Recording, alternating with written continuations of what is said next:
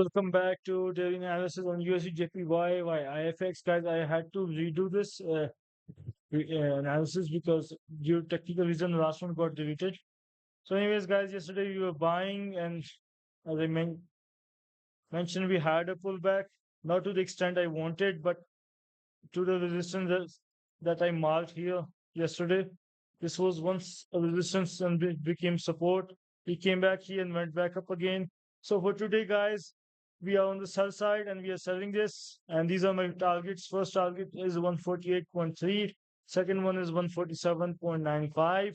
And if you break above this, we will be getting a continuation to the bullish trend. We will be seeing on 49.5. And guys, I will keep it simple. This is just a correction in the overall bullish trend. I am not expecting a change of trend. All I'm expecting is a correction, and that may or no, may not happen. And what will be deciding that it will be 148.9. If we break above this, we're going higher. If we don't, we are getting a deeper correction, guys. That's all for today. Wishing you guys the best of luck. After the correction, we will come back up, no doubt. But for now, this is what I can tell you guys. And after this, what happens next, I don't know. We get a reversal or we get a move back up, that will be seen at that moment. Take care, guys. See you tomorrow.